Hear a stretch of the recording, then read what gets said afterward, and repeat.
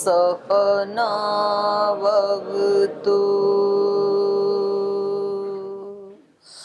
सहनौ भुनक्तु सह वीर्यं करवावहै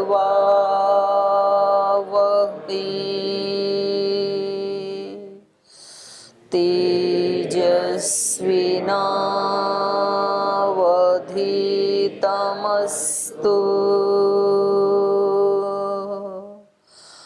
मा विद्विषावहै।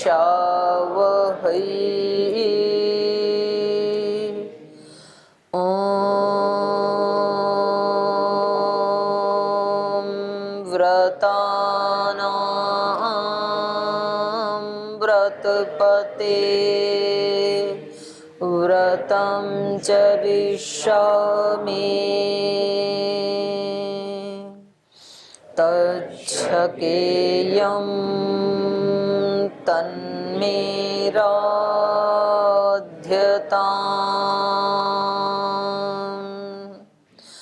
इदमहमनृतात् सत्यमुपैमि ॐ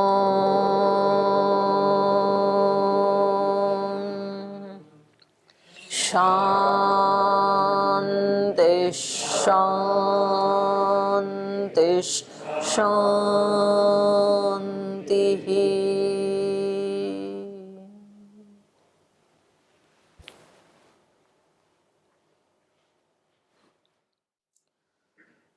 वाल्मीकि रामायण के अयोध्या कांड का 77वां सर्ग पढ़ रहे हैं। और कितने सौभाग्यशाली हैं हम कि हमें प्रतिदिन सुबह सुबह रामायण पढ़ने को मिल जाता है। रामायण जैसे महाकाव्य का तो एक बार भी श्रवण मनन पठन व्यक्ति को बहुत सारे दुखों से बाधाओं से मुक्त करने में समर्थ है। तो इसके लिए हमें भगवान का भी धन्यवाद करना चाहिए, प्रतिदिन अपने गुरुजनों का धन्यवाद करना चाहिए, जिनकी कृपा से, जिनके तप से, जिनकी सात्विकता से हमें सुबह सुबह हमारी शुरुआत पठन पाठन की एक ऐसे महाग्रंथ महाकाव्य के साथ होती है। ऋषियों के ग्रंथों को पढ़ने के साथ हमारे दिन की शुरुआत होती है। एक आध्यात्मिक ज्ञान का भी एक अलग सुख होता है। अनेक प्रकार के सुख है ना, जैसे खाने पीने का एक सुख होता है, कोई अच्छा दृश्य देखने का एक सुख होता है। ऐसे जो ध्यान उपासना करते हैं वो ध्यान उपासना का भी एक सुख होता है। जिसकी ध्यान में अच्छी सी स्थिति बन जाती है तो उसको फिर बाहर के सुख फीके पड़ने लगते हैं।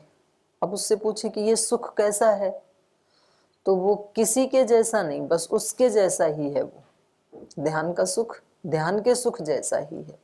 ऐसे ही ऋषियों के ग्रंथों के ज्ञान का सुख ज्ञान के सुख जैसा ही है।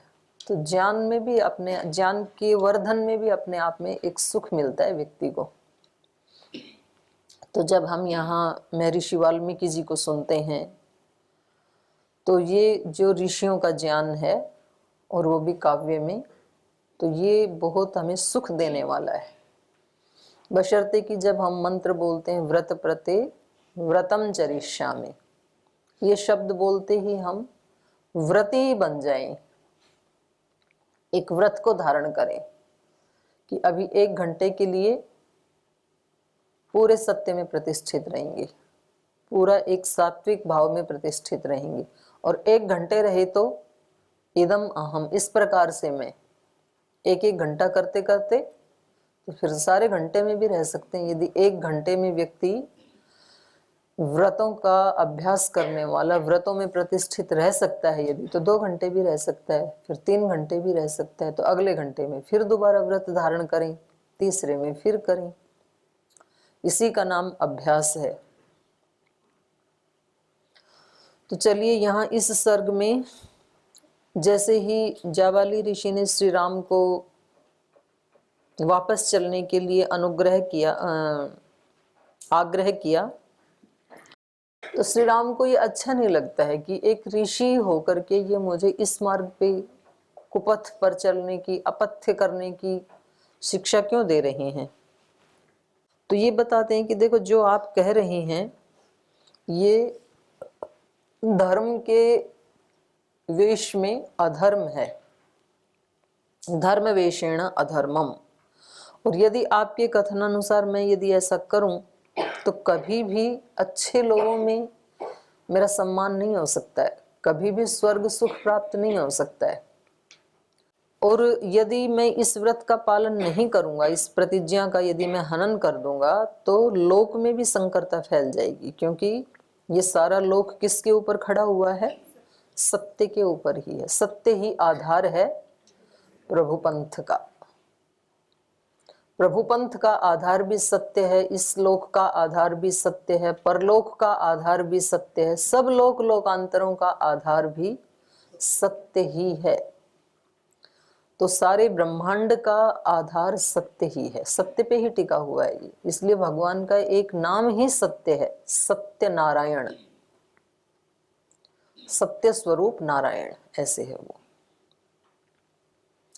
और राजा क्योंकि भगवान का ही एक प्रतिनिधि के रूप में होता है, राजा, आचार्य और वैद्य, ये कुछ ऐसे प्रोफेशन हैं कि उनके प्रति एक अलग श्रद्धा होती है। तो इसलिए उनको तो बहुत ज़्यादा सत्यनिष्ठ होना ही चाहिए, क्योंकि भगवान सत्य स्वरूप है। तो भगवान का प्रतिनिधि राजा भी कैसा होना चाहिए, सत्यनिष्ठ ही होना चाहिए।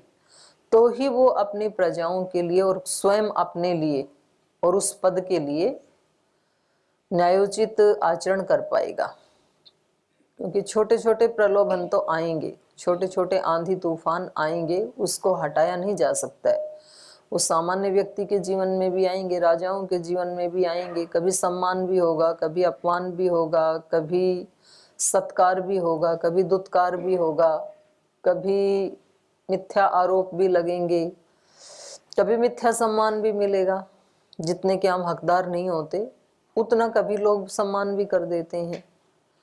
तो इन सब को एक दृष्टा भाव से देखते हुए, एक कदम पीछे खड़े होकर के इनको देखते हुए, सत्य को, सत्य का मतलब है अपना जो भी वर्ण आश्रम धर्म के अनुसार कर्तव्य कर्म है उसके ऊपर अडिग रहना, यही सत्य का मतलब है। अपना क्या धर्म है, श्री राम यहाँ पर पुत्र धर्म पे अडिग बने हुए हैं। वो अपना पुत्र धर्म निभा रहे हैं इस समय, क्योंकि पिता ने नियुक्त किया है उनको।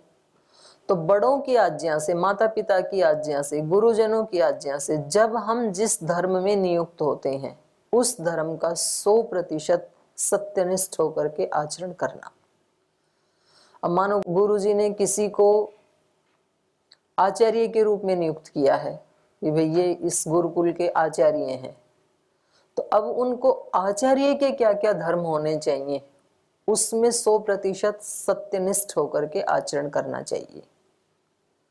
तो फिर वो व्यक्ति स्वयं आत्मा का उसको बल बढ़ेगा, आत्मबल से युक्त होता है, और गुरुजनों की कृपा का भी पात्र बनता है, और दूसरे लोगों की सद्भावना का भी पात्र बनता है। व्यक्ति श्रेष्ठ आचरण करता है खुद अपने लिए और अच्छा लगता है दूसरों को, और व्यक्ति निम्न आचरण करता है अपने बुरे के लिए, अपनी हानि के लिए। हानि तो उसी की होनी है ना, और बुरा लगता है दूसरों को। कोई व्यक्ति आतंकवादी है, कोई व्यक्ति हिंसक है, तो वो यद्यपि हमारी हिंसा तो नहीं कर रहा, हमारे गुरुकुल में तो बॉडीगार्ड खड़े हुए हैं, पराक्रम वाले गार्ड खड़े हुए हैं, वो तो नहीं घुसने देंगे उसको, लेकिन तो भी उन व्यक्तियों के प्रति हमारे मन में सम्मान कभी भी नहीं आता है। अपमान का ही भाव होता है, तिरस्कार का ही भाव होता है। अब वो बुरा तो अपने लिए कर रहा है, लेकिन दूसरे लोग उसकी बुराई में अपनी तरफ से भी बुराई ऐड कर देते हैं। हमारे पास भी जो कोई दुर्भावना हो सकती है वो हम उसको प्रेषित करते हैं कि इस व्यक्ति को दुख मिले, इसको दंड मिले, इस व्यक्ति को कभी सुख ना मिले, ये कभी कामयाब ना हो अपने पुरुषार्थ में, ऐसी तो भावना करते हैं बुरे व्यक्ति के लिए। और कोई व्यक्ति बहुत अच्छा आचरण कर रहा है, मानो कि भारत के पीएम आज इतनी बड़ी उम्र में भी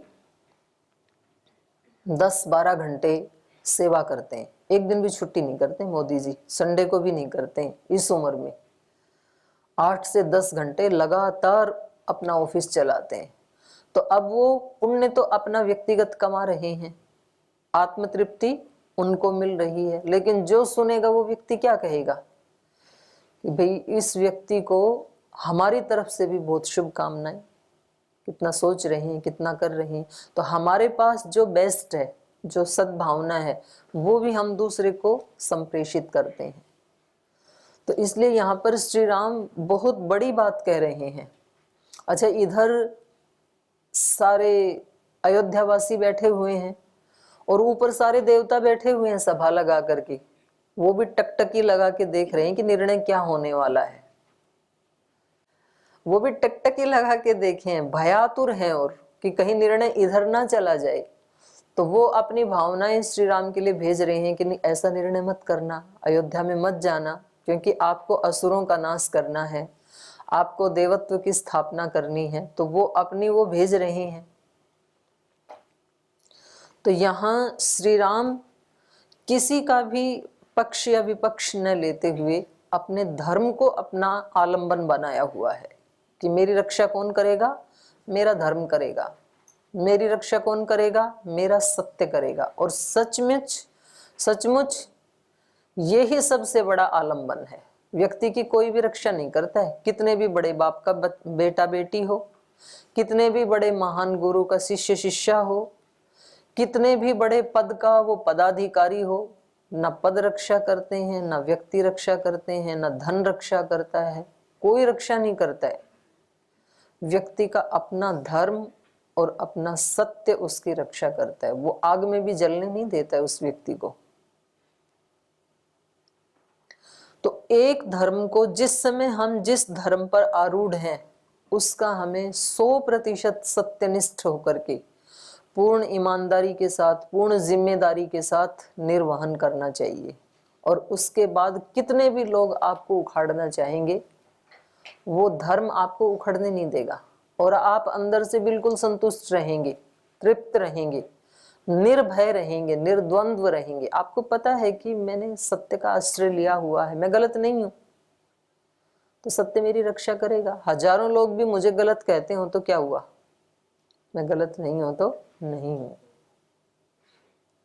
हजारों लोग भी हमारा बुरा करना चाहें तो क्या, सत्य तो सबसे बड़ा है ना, वो हमारा बुरा होने नहीं देगा। न मे भक्तः प्रणश्यति, भगवान की प्रतिज्ञा है ये, कभी भी अपने भक्त का वो नाश नहीं होने देते हैं, संभाल के रखते हैं।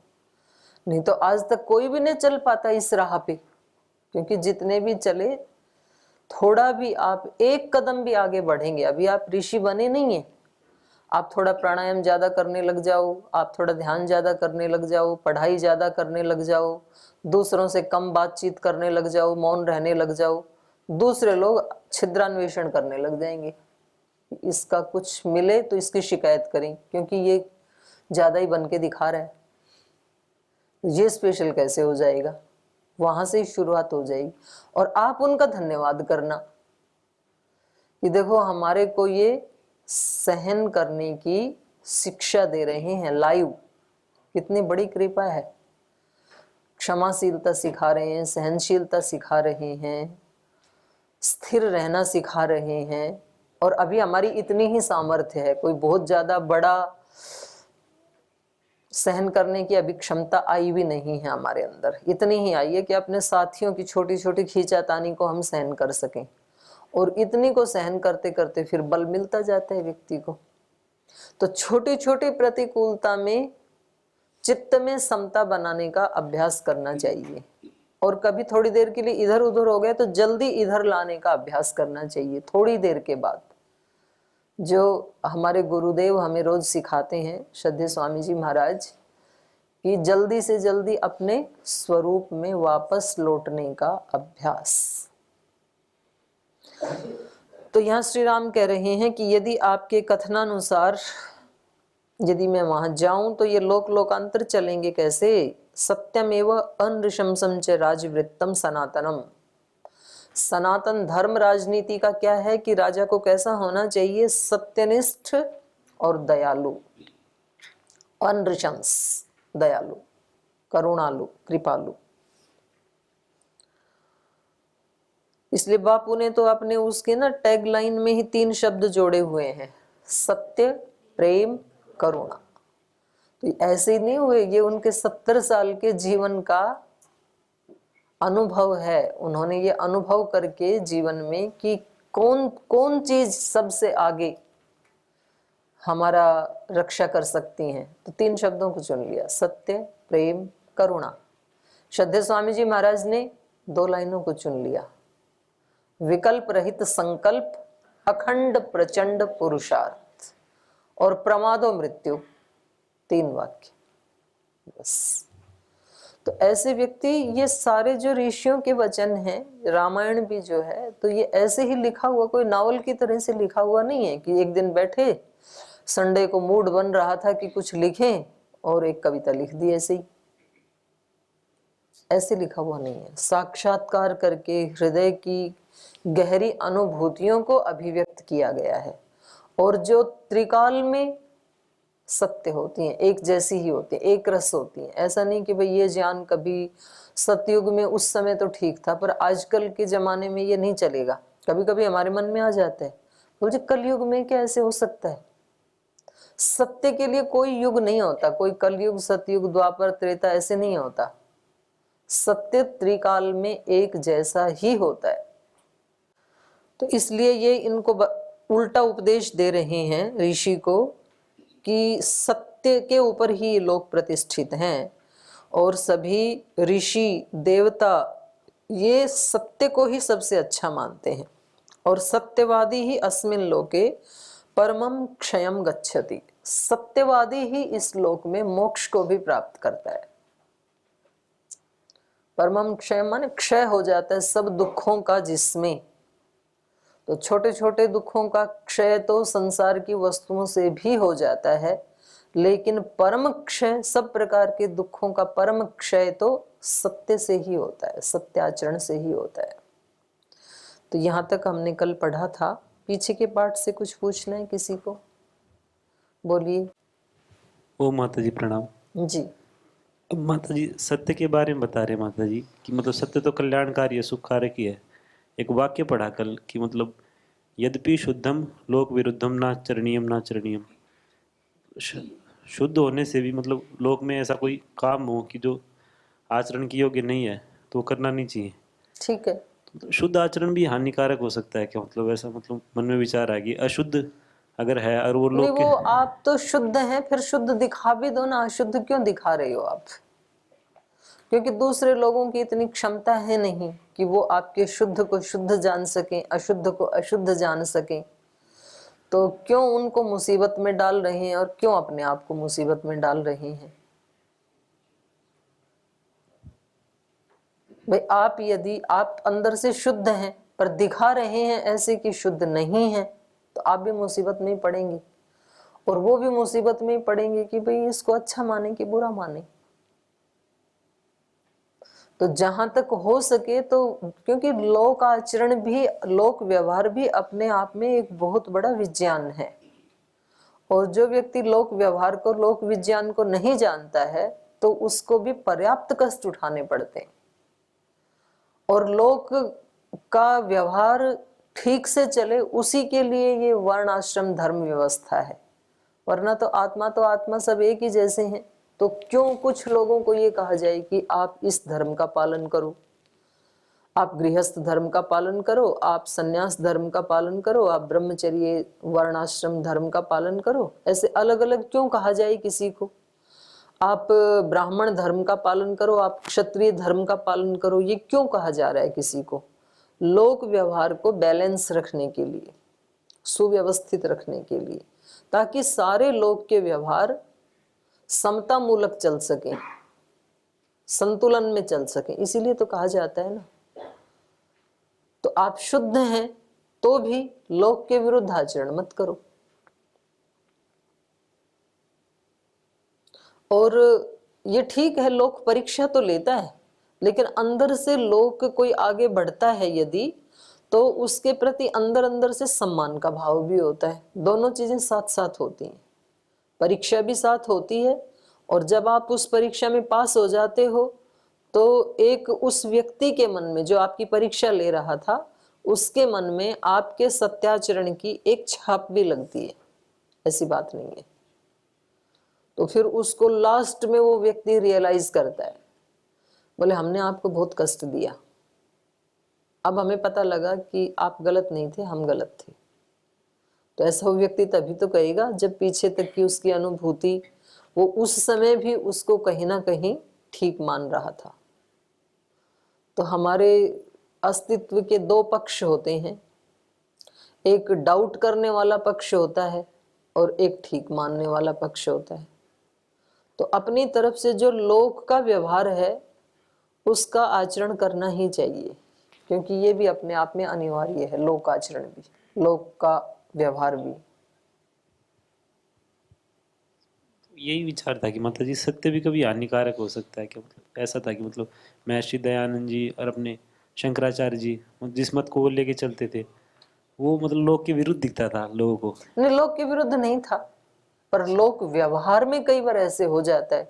जैसे महर्षि दयानंद जी ने जी जिस बहन के लिए जो शब्द प्रयोग किए, तो वो तो सत्य ही थे, और जो राजा के लिए शब्द प्रयोग किए वो भी सत्य ही थे, लेकिन लोक व्यवहार की दृष्टि से वो कठोर थे, तो इसलिए फिर हानि हो गई ना।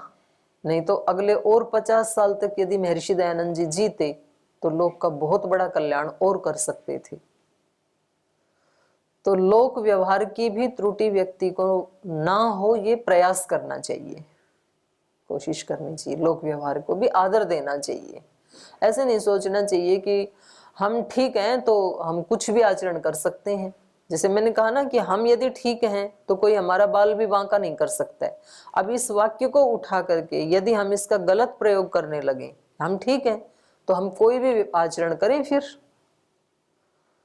तो ये ठीक नहीं है। हम ठीक हैं और हमारा जो वर्णाश्रम धर्म है और लोक की जो मर्यादाएं हैं, देखो लोक में ना, समाज में अलग अलग समाज की भी अलग अलग मर्यादाएं होती हैं और उनका पालन करना चाहिए। किसी समाज में किसी चीज को बहुत बुरा माना जाता है, किसी समाज में उस चीज को बिल्कुल बुरा नहीं माना जाता है। उत्तर भारत में कोई अपने सगे संबंधियों की बेटी के साथ शादी करे तो पाप नहीं, झगड़ा ऐसा हो जाएगा मरने मारने का। और दक्षिण भारत में आप जाओ, एक बेटा या एक बेटी की शादी अपने ही भाई या बहन के बच्चे के साथ करते हैं। मतलब जो पत्नी है वो सगी बुआ की बेटी है और जो पति है वो सगा मामा का बेटा है, और वो उसको अच्छा मानते हैं। तो अब ये वो समाज है, और यहाँ तो इतना झगड़ा हो जाए। यहाँ तो भैया वो तो सगी बहन ही है, बुआ की बेटी या मामा की बेटी तो बहन ही होती है ना, तो यहाँ तो बड़ा झगड़ा हो जाएगा। तो जो इस समाज में रहते हैं उनको ऐसा नहीं करना चाहिए। उस समाज में रहते हैं तो कर सकते हैं, करते ही हैं, माता पिता ही तय कर देते हैं ये बेटी आपके लिए, बोली बचपन से ही तय हो गया था, ऐसे करते हैं। तो हर समाज की अपनी अपनी अपनी रीति रिवाज है, परंपराएं हैं, मर्यादाएं हैं, तो उस समाज को उसका ध्यान रखना चाहिए। धन्यवाद जी। ओम नमस्ते माता जी। माता जी, ऐसा लोक में गुरुजनों से सुना है कि ईश्वर के प्रति निष्काम भाव रखना चाहिए, निष्काम भाव से भक्ति करनी चाहिए। और कल या परसों की कक्षा में आपने कहा कि सत्यम यशः श्रीर्मयि श्रीः शयताम, ऐसा करके मतलब कुछ चीजें इसमें मांगी गई ईश्वर से। तो ये दो विरुद्ध बातें इस प्रकार सामने। नहीं, विरुद्ध कहाँ है। अब संसार में सब लोगों का ही लक्ष्य ईश्वर वैसे तो नहीं होता है। कुछ लोगों का लक्ष्य राजा बनना भी होता है, कुछ का लक्ष्य अच्छा बिजनेसमैन बनना भी होता है, अच्छा साइंटिस्ट, माने यश प्राप्त करना भी तो लक्ष्य होता है ना बहुत लोगों का। तो जिसका सांसारिक लक्ष्य है, अभ्युदय का लक्ष्य है, उसके लिए तो वो वाली प्रार्थना है। और उसमें भी देखो सत्य को पहले लिया है, सत्यम यशः, सत्य और यश, मान यश तो आए जीवन में, लेकिन सत्य पूर्वक आए, सत्य आचरण पूर्वक यश आए। असत्य आचरण करके यश ना मिले कि भाई किसी दूसरे को उखाड़ पछाड़ के कष्ट दे करके और फिर कोई व्यक्ति बड़ा बन गया, उसको सुयश मिल गया, ऐसे नहीं होना चाहिए। सत्यम यशः श्रीहि, श्रीहि दोनों श्री चाहिए। वहां पर भी केवल लौकिक श्री नहीं, आध्यात्मिक श्री के लिए भी कहा है, तो दोनों साथ हों। अपने ऋषियों ने तो उसी को धर्म बोला ना, यह तो अभ्युदय निश्रेयसः सिद्धि स धर्म। क्योंकि यदि आप निश्रेयस का सम्मान नहीं करेंगे तो ये अभ्युदय आपके किसी काम का नहीं है, और ये मानव जीवन का अपमान है एक तरह से। और यदि आप अभ्युदय का निरादर करेंगे, उसके प्रति उदासीन हो जाएंगे, तो सारा अभ्युदय गलत हाथों में चला जाएगा, तो फिर अच्छे लोग उससे वंचित रह जाएंगे, और वो गलत लोग उस अभ्युदय से, उस धन आदि संपत्ति आदि से फिर बहुत सारे हम अच्छे लोगों के ऊपर वो भी करेंगे, अत्याचार भी करेंगे। तो इसलिए दोनों का बैलेंस रहना चाहिए धार्मिक व्यक्ति के यहाँ। तो इसलिए वो भी प्रार्थना गलत नहीं है। और जो निष्काम भाव वाली आप कह रहे हैं, ये उस व्यक्ति के लिए है कि जिसने एक केवल लक्ष्य बनाया कि मुझे मुक्त होना है, बस मोक्ष ही मेरा अंतिम और प्रथम लक्ष्य है। क्योंकि उसने ये सब चीजें पिछले जन्मों में कहीं ना कहीं अनुभव कर ली हैं उस आत्मा ने, और वो संस्कार अब उसके साथ चलते चलते इस जन्म में आ गए हैं, वैराग्य वाले या उनकी सच्चाई देखने वाले। तो उस व्यक्ति को अब इस जीवन में कोई बाहर का कोई पद, यश, ये सब नहीं चाहिए, उसको एक ही चीज चाहिए। तो अब उसको क्योंकि कर्म तो करना पड़ेगा, शरीर है तो, लेकिन कोई कामना नहीं होगी, एक ही कामना होगी, ईश्वर की कामना या मोक्ष की कामना। तो उसके लिए फिर निष्काम भाव से वो कर्म करे, ये विधान है उसके लिए। तो सबके लक्ष्य क्योंकि अलग अलग है, तो जैसा जिसका लक्ष्य है वो वैसा करे। माता जी, इसमें जैसे कुछ गुरुजन ऐसे भी बोलते हैं कि मोक्ष ही आखिरकार सभी मनुष्यों का लक्ष्य है, तो फिर इस प्रकार से तो फिर निष्काम भाव से सबको, सभी को भक्ति करनी चाहिए। सबका है, लेकिन सब अभी इस संसार की निस्सारता या अनित्यता को अनुभव नहीं कर पाए हैं, तो उनको फिर कुछ टाइम लगेगा, अगले जन्म में, उससे अगले जन्म में, 10 साल के बाद। तो टाइम के साथ भी व्यक्ति की प्रार्थनाएं चेंज होती हैं।